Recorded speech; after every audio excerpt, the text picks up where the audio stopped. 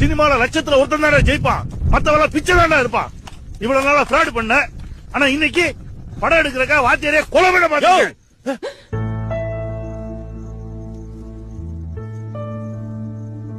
கொலைகாரன்ற நான் கொலை பண்ணத பாத்தியா நீ? ஆமையா, நான் ஃப்ராடு தான். எதனால? உன்னாலயும் முட்டாள்தனமான கண்டிப்புனாலையும்.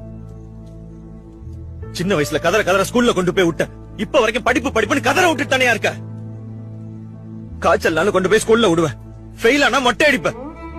நீ சூடு வச்சிருந்தா கூட ஆறி இருக்குயா. ஆனா மேக்ஸ் மொட்டை சயின்ஸ் மொட்டைன்னு ஊர்ல எல்லாரும் கிண்டல் பண்ணது, அந்த வழி இன்னும் ஆறாமதாயா இருக்கு. சைக்கிள்ல கீழே விழுந்தா ஓடி வந்து முதல்ல சைக்கிளை தூக்குவேன்.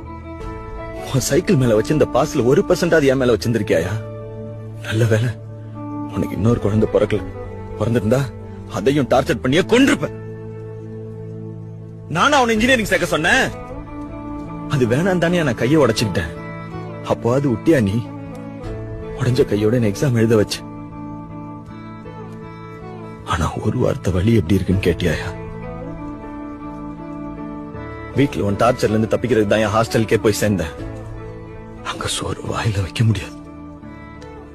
என்னைக்காவது ஒரு நாள் திருப்தி அம்மா கையில சாப்பிடலான்னு வந்தா, அப்பவும் எக்ஸாம் எப்போ மார்க் என்னன்னு மட்டும் தான் கேட்பேன். சாப்பிட்டியாடான்னு ஒரு வார்த்தை கேட்டிருக்கியா?